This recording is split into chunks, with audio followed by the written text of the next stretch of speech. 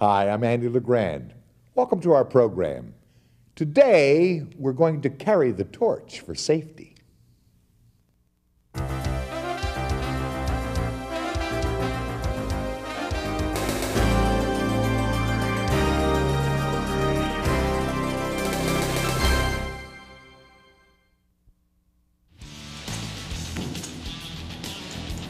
Every day, welders in various industries use high temperatures to shape metal.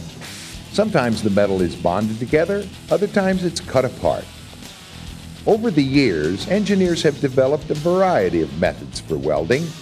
The combination of a spark, oxygen, and a flammable gas provide the energy for oxy-fuel cutting, welding, and brazing.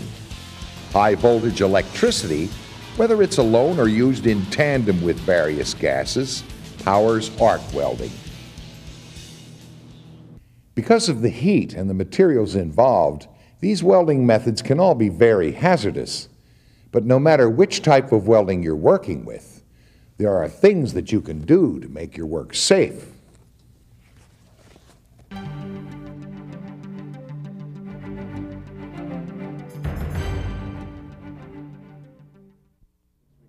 The first thing to do is to inspect your equipment. When you're working with an oxy-fuel unit, make sure your torch has the right tip for the job at hand. Examine the cylinder valves and fittings. These must be clean and clear before you connect the torch and hoses. Once everything's set up, apply a soap solution to check for gas leaks. Some problems can be solved by simply tightening the connection. Arc welding units also need to be checked out. Inspect the frame of the generator for proper grounding. Make sure the work lead and electrode lead are properly connected. And don't forget to examine cables for damaged insulation or bare conductors. If left unrepaired, these can cause a severe shock. Inspecting your equipment is a good place to start, but welding presents dangers from start to finish, and it's important to be prepared for hazards throughout the entire process. Whether it's intense light, flying sparks, toxic fumes, or electric shock, you need to protect yourself and others from danger. Let's take a look at a hazard that all welders encounter.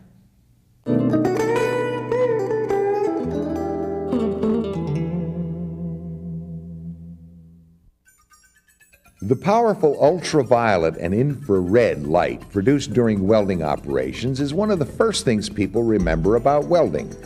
Unfortunately, this light can be extremely hazardous. If left unprotected, your eyes can suffer problems like the short-term discomfort of welder's flash. More serious injuries like burns to the retina can permanently damage your eyesight and may even cause blindness. Goggles fitted with specially tinted lenses must be worn during oxy-fuel cutting, welding, and brazing. These special lenses block hazardous light and help shield your eyes from molten spatter. Arc welding produces an intense light that requires even stronger protection. Here you'll need a helmet or hand shield.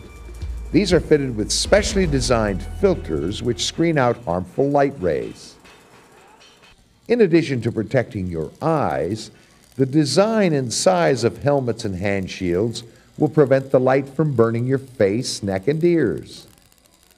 Don't forget that safety glasses must still be worn underneath your helmet or hand shield for complete protection.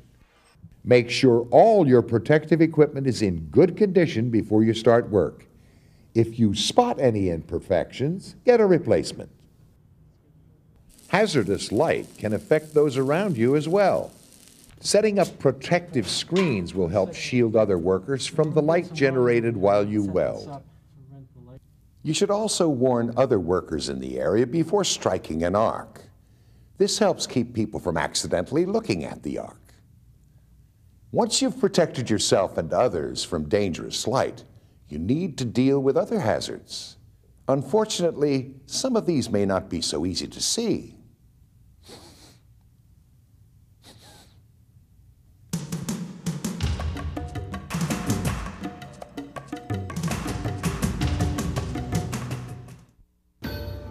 Hazardous fumes are a byproduct of many welding operations. Without proper ventilation, these fumes will collect and contaminate the air. You will need to protect yourself by using exhaust fans or other mechanical ventilation devices whenever you're welding with stainless steel, lead, mercury, fluorine compounds, zinc, cadmium, beryllium, and chemical cleaning compounds. It's especially important to use mechanical ventilation in rooms with less than 10,000 cubic feet of space per welder, where ceilings are lower than 16 feet, and in confined spaces where regular ventilation is blocked. Short periods of exposure to hazardous fumes can lead to irritation to the eyes, nose, and throat, even illnesses like metal fume fever. Repeated exposure over many years can lead to lung cancer and severe damage to the nervous system. To avoid these problems, you must maintain a healthy breathing zone. This means getting lots of air flowing around your work. If you're using screens or other barriers, leave enough space between the barrier and the floor to allow for good air movement. Sometimes, even mechanical ventilation devices aren't enough to protect you. In these situations, you'll need a respirator. But before you can wear a respirator on the job, you must be fit tested. This ensures that the respirator you're wearing is the right size for your face. It's important to remember that respirators are fitted with filters that capture hazardous fumes. Make sure you're using the correct filter for the fumes and gases you'll be exposed to. Wearing the wrong filter can lead to a disastrous situation. And remember, if you need to wear one of these, you can't wear one of these. You may not think of it at first, but hearing protection is also a necessity on many welding jobs.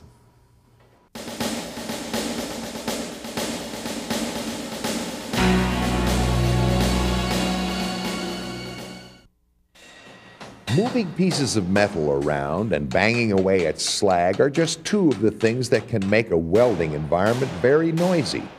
If you don't take the proper precautions, you can be exposed to noise levels that can result in real problems. Short periods of exposure to loud noise can lead to fatigue and irritability. Extended exposure can lead to partial or even total hearing loss. To guard against these hazards, you need to protect yourself with earplugs, canal caps, or earmuffs. This will reduce the noise that your ears are exposed to. If you have any questions about which hearing protection you should use, ask your supervisor. Of course, to be completely safe, there are a few other things you'll need to wear as well.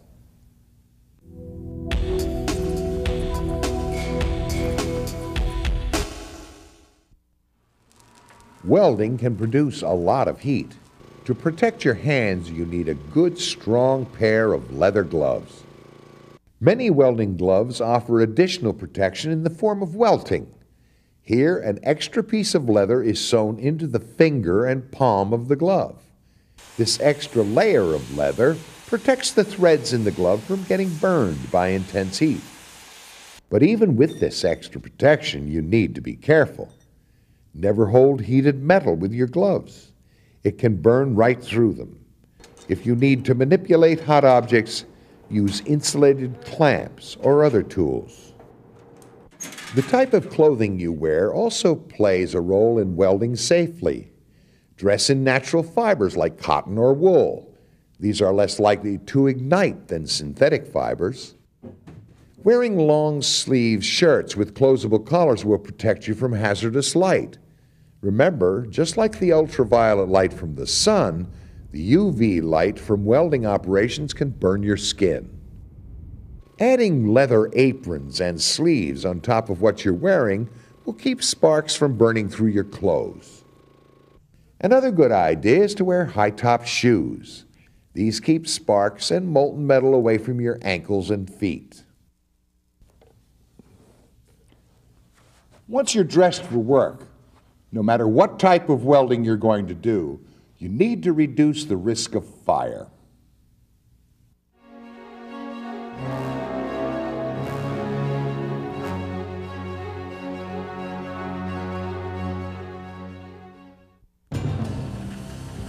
Sparks, high temperatures, and flammable gases can all lead to fires. To combat the risk of fire, many facilities limit the areas where welding can take place. Never begin to weld unless your facility has authorized the work. This will confirm that the area you will be working in is considered safe for welding operations. Sparks are a byproduct of just about every welding operation. Preventing them from starting fires requires a concentrated effort.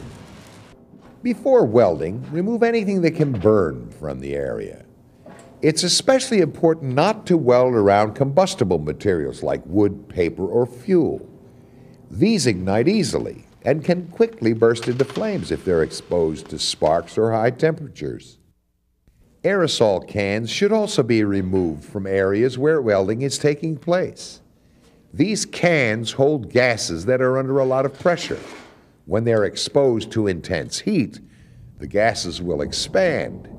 This could cause the can to explode. If there are ignitable materials in the area that can't easily be moved, use guards or barriers to protect them from sparks and heat. Sweep up any debris that may be lying on the floor. It's best to sweep in a 35-foot radius, beginning at the spot where you're going to weld. In the event that a fire could still ignite, a trained fire watcher is required to stand by. This person should know the ins and outs of firefighting and will be ready to extinguish a fire if it breaks out.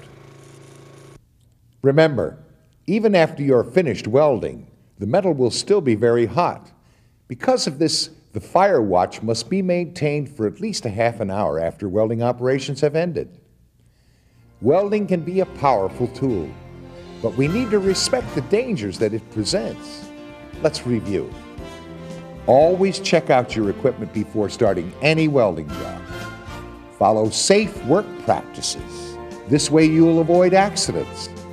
Always wear the appropriate protective clothing and equipment. Keep your area well ventilated. Make sure the air you breathe is safe and clean. And work to prevent fires. Remove or shield any flammable objects in the welding area. Defeating the hazards that welding presents can be easy. All you have to do is follow the rules and work safely.